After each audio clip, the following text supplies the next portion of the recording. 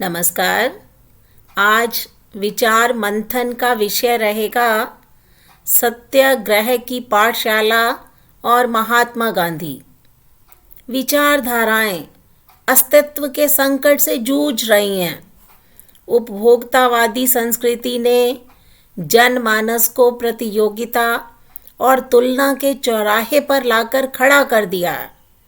प्रतिक्रियावादी शक्तियां अपनी संकीर्ण सोच के सहारे विश्व को बारूद के ढेर में बदलती जा रही हैं।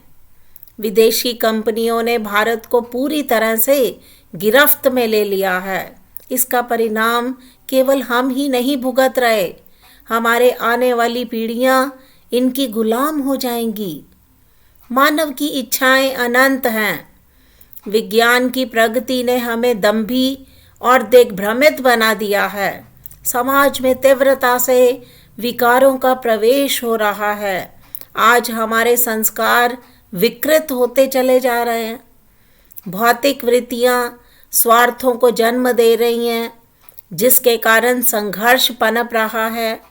भाग दौड़ के कारण हम अपना संतुलन खो रहे हैं। तो ऐसे समय में तलाश है शांति की, नैतिकता की, आध्यात्मिकता की, मानवता की और न्याय युक्त समाज की।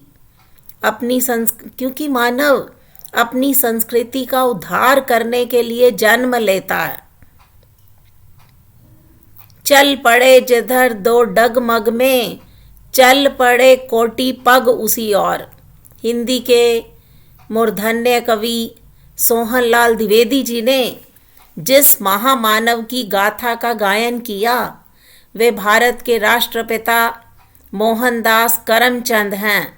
वही महापुरुष महात्मा गांधी के नाम से विश्व विख्यात हैं।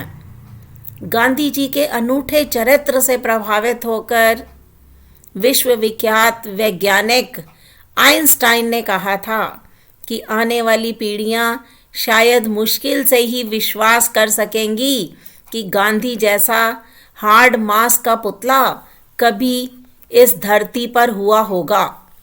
क्योंकि गांधी जी ने कहा था, खुद वो बदलाव बनिए जो आप दुनिया में देखना चाहते हैं। तो गांधी जी ने इस बदलाव के जरिए जिस आंदोलन को अपने जीवन का अंग बनाया, वो आंदोलन था सत्याग्रह।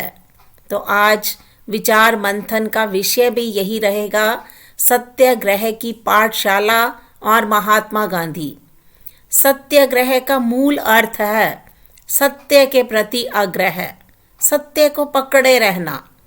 इसके साथ अहिंसा को मानना, अन्याय का सर्वथा विरोध करते हुए अन्याय के प्रति वैर भाव न रखना, ये सत्याग्रह का मूल लक्षण है। हमें सत्य का पालन करते हुए निर्भयता पूर्वक मृत्यु का वरण करना चाहिए और मरते मरते भी जिसके विरुद्ध सत्याग्रह कर रहे हैं उसके प्रति वैर भाव या क्रोध नहीं करना चाहिए। सत्याग्रह का संचालन आत्मिक शक्ति के द्वारा किया जाता है। सत्याग्रह के संपूर्ण दर्शन का आधारभूत सिद्धांत भी यही है कि सत्य की ही जीत होती है। सत्याग्रह में स्वयं कष्ट उठाने की बात है। सत्य का पालन करते हुए मृत्यु के वरण की बात है। सत्य और अहिंसा के पुजारी शस्त्रागार में उपवास सबसे शक्तिशाली शस्त्र मानते हैं। जिसे किसी रूप में हिंसा का आश्रय नहीं लेता, उसके लिए उपवास अनिवार्य है। आचार्य विनोबा जी ने सौम्यतर सौम्यतम सत्याग्रह को वो कहते रहे हैं और उस भूमिका में उपवास का स्थान विनोबा जी ने अंतिम माना है।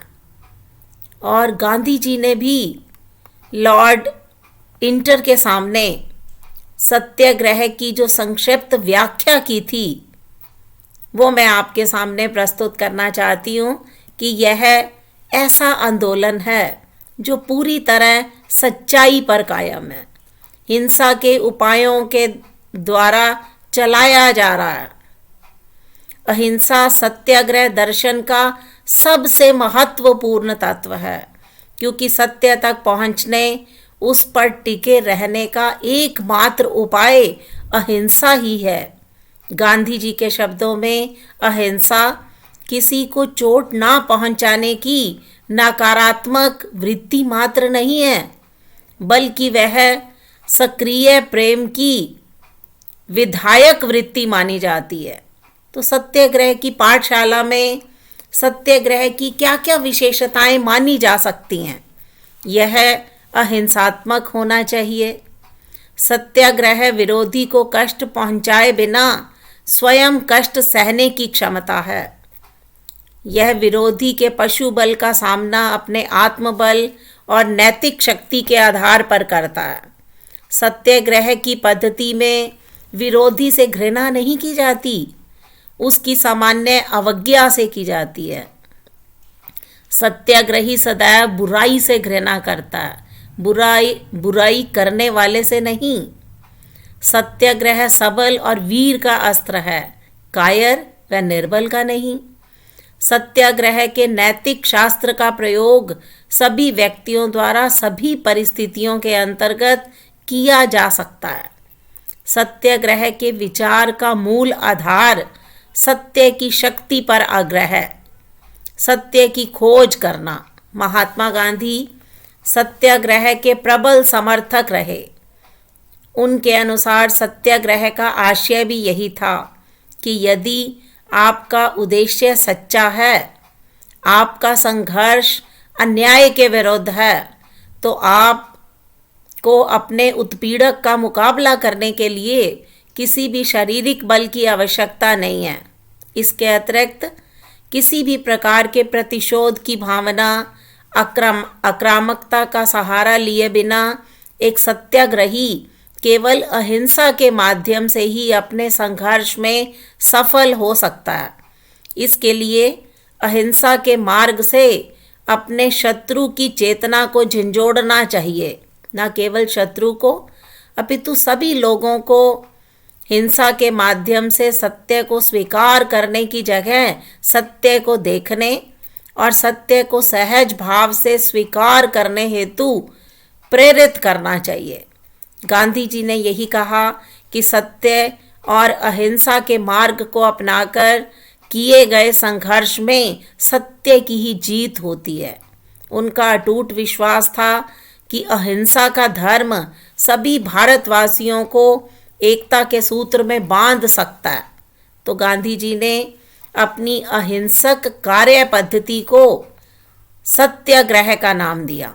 उनके लिए सत्याग्रह का अर्थ सभी प्रकार के अन्याय, अत्याचार, शोषण के विरुद्ध शुद्ध आत्मबल का प्रयोग करने से था। गांधी जी का कहना है कि सत्याग्रह को कोई भी अपना सकता है। उनके विचारों में सत्याग्रह उस बरगद वृक्ष के समान है जिसकी असंख्य शाखाएं होती हैं। गांधी जी 1893 में जब अफ्रीका गए तो वहाँ सरकार के द्वारा भारतीयों के साथ वर्ण व्यवस्था, रंग भेद की नीति को लेकर उनके मन पर गहरा प्रभाव पड़ा। अफ्रीका में ठेके पर काम कर रहे भारतीय मजदूर अगर 5 साल से ज़्यादा समय वहाँ रहकर काम करेंगे तो उनको भी टैक्स देना पड़ेगा। ईसाई औरतों के अतिरिक्त शेष सभी धर्मों की स्त्रियों के विवाह गैर कानूनी है। तो महात्मा गांधी जी ने इन दोनों बातों का विरोध किया। इस प्रकार गांधी जी का सत्याग्रह प्रारंभ हो गया, क्योंकि सत्याग्रह के बारे में गांधी जी का मानना है कि सत्याग्रह स्वयं कष्ट सहन करके विरोधी को बदलने की पद्धति है। सत्याग्रह की लहर हिंसक दंगों को दबाने की उत्तम भावना रखती है, जो कि शाश्वत सत्य पर आधारित है। गांधी जी ने स्वीकारा कि सत्याग्रह कायरों का हथियार नहीं है, बल्कि साहसी और शक्तिशाली मनुष्यों का हथियार है, जो मानवता की नई संस्कृति को विकसित करना चाहते हैं। सत्याग्रह मनुष्य जाति के आनंद के लिए कष्ट सहना पूजा के बराबर है। और भारतीय राहत अधिनियम के पारित होने के बाद गांधी जी अफ्रीका में जारी विरोध को छोड़कर 1915 में भारत लौट आए। और भारत लौटने पर सब ने उनका गर्मजोशी से स्वागत किया। और भारत लौटने के बाद गांधी जी ने यह निर्णय किया कि वो 1 वर्ष तक देश के विभिन्न क्षेत्रों का भ्रमण करके लोगों की बातें सुनेंगे, जबकि वे खुद नहीं बोलेंगे। वो 1 वर्ष तक देश भर में घूमते रहे और उन्होंने सभी लोगों के साथ अपनी विचारधारा साझी की। फिर वो अहमदाबाद से सटे हुए साबरमती नदी के तट पर उन्होंने एक आश्रम बनाया जिसका नाम सत्याग्रह आश्रम रखा। ये गांधी जी के विभिन्न आश्रमों में से एक था। इस आश्रम के महत्व को देखते हुए भारत सरकार ने इसे राष्ट्रीय स्मारक की मान्यता दी। तो गांधी जी का पहला सत्याग्रह बिहार के चंपारण जिले से शुरू किया गया। अंग्रेज यहाँ के नील बागान के मालिकों का शोषण किया करते थे। गांधी जी ने इनके साथ हो रहे अत्याचार का विरोध किया। गांधी जी को जिला प्रशासन के द्वारा जिला छोड़ने का आदेश दिया गया। गांधी जी के इस आदेश को मानने से इनकार करने के बाद दंडाधिकारी ने उनके खिलाफ मुकदमा स्थगित कर दिया और गांधी जी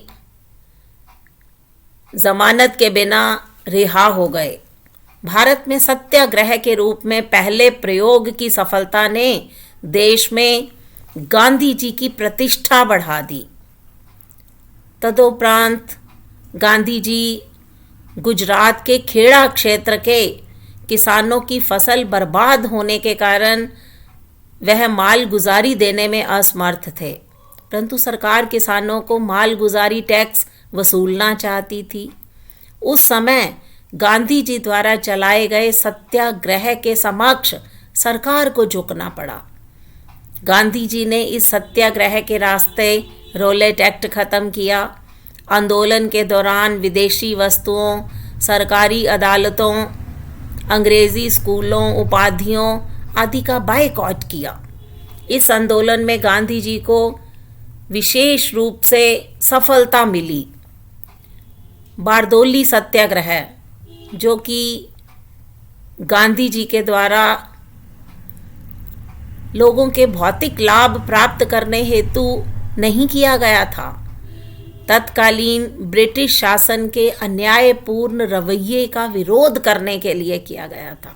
सविनय अवज्ञा आंदोलन, दांडी सत्याग्रह, भारत छोड़ो आंदोलन, ऐसे बहुत से उदाहरण हैं जिनमें गांधी जी ने आत्मबल को सत्याग्रह के हथियार के रूप में प्रयोग किया।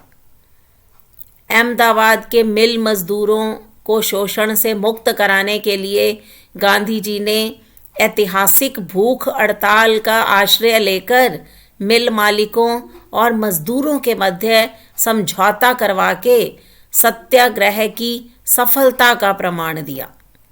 फिर हम पढ़ते हैं कि साबरमती आश्रम से दांडी नामक स्थान पर 200 किलोमीटर का मार्च किया। गांधी जी ने मुट्ठी भर नमक लेकर लोगों को अंग्रेज़ों के नमक कानून से मुक्ति दिलवाई। साबरमती आश्रम से दांडी यात्रा निकाली, जिसने स्वतंत्रता आंदोलन में महत्वपूर्ण भूमिका निभाई। युद्ध के दौरान भारतीय सैनिकों की इच्छा के विरुद्ध अंग्रेज सरकार उन्हें युद्ध में शामिल करना चाहती थी, तो इस विरोध में गांधी जी ने व्यक्तिगत सत्याग्रह का आश्रय लिया। गांधी जी ने स्थानीय मुद्दों से उत्पन्न समस्याओं और आज़ादी के लिए राष्ट्रीय आंदोलनों, जिसमें चंपारण सत्याग्रह, सविनय अवज्ञा आंदोलन, खेड़ा सत्याग्रह, रोलेट एक्ट के विरुद्ध सत्याग्रह नमक सत्याग्रह, पूना समझौता, भारत छोड़ो आंदोलन, अहिंसा और सत्याग्रह के माध्यम से उसका सफल संचालन किया गया। तो गांधी जी ने सत्य, समर्पण, सेवा, स्वभरोसा, स्वयं दंडित होने की सामर्थ्य, नम्रता, निडरता के साथ भारतीयों को सत्याग्रह के आत्मिक सत्य का ज्ञान करवाया। गांधी जी ने प्रतीकों के माध्यम से सत्याग्रह आंदोलन को विस्तार दिया, जो कि वर्तमान समय में जितने भी आंदोलन हैं उनकी नींव को मजबूत करते हैं। सत्य, अहिंसा महामंत्र जो इसको अपनाता, गांधी कहते थे जीवन में वही सफलता पाता। तो महात्मा गांधी जी ने सत्याग्रह को युद्ध के नैतिक विकल्प के रूप में देखा जा सकता है। उन्होंने आम जन को यह विश्वास दिलवाया कि सत्याग्रह का प्रयोग समस्या और संघर्ष के समाधान हेतु किस प्रकार किया जाता है। गांधी जी का सत्याग्रह राजनीतिक मुद्दों के निवारण हेतु एक प्रभावी साधन स्थापित हुआ। युद्ध और शांति, आतंकवाद, मानवाधिकार, सतत विकास, जलवायु परिवर्तन, सामाजिक राजनीतिक अशांति, राजनीतिक प्रशासनिक भ्रष्टाचार से संबंधित अनेकों चुनौतियां, जिनको गांधीवादी तरीके से हल किया जा सकता है।